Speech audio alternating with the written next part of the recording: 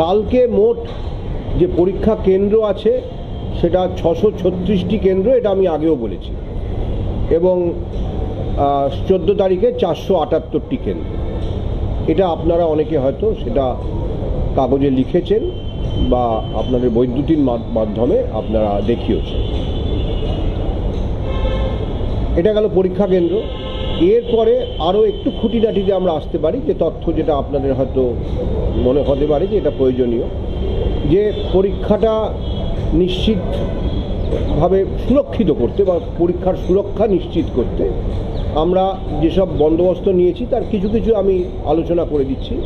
সেটা হচ্ছে যে ওই যে প্রথমেই বললাম, যেটা 10টার সময়, অর্থাৎ একটা প্রাথমিক তল্লাশি করেই ভেতরে তারা প্রবেশ করতে পারবেন পরীক্ষার্থীরা, এবং সেটা কোনো রকম মানে প্রত্যেকে যেটা নিয়ে যেতে পারবেন সেটা হচ্ছে একটি স্বচ্ছ পেন। যদিও আমরা প্রত্যেক পরীক্ষার্থীর জন্য পেনের বন্দোবস্ত রেখেছি, এমন নয় যে তার পেনটা যদি অনুপযুক্ত হয় তাহলে তিনি পরীক্ষা দিতে পারবেন না।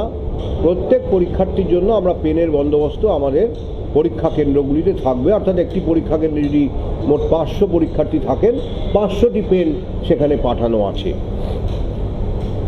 সেদিক থেকে পরীক্ষার্থীর অসুবিধার কোনো কারণ ঘটবে না। তাকে অবশ্যই তার অ্যাডমিট কার্ডটি নিয়ে যেতে হবে। অ্যাডমিট কার্ড ছাড়া পরীক্ষা কেন্দ্রে প্রবেশ একেবারেই অনুমতিযোগ্য নয়। আর অ্যাডমিট কার্ডে বারকোড স্ক্যানার আছে, অর্থাৎ অ্যাডমিট কার্ডটি মানে আমরা আমাদের ওয়েবসাইট থেকে ডাউনলোড করা কিনা সেটাও খুব সহজে বোঝা যাবে।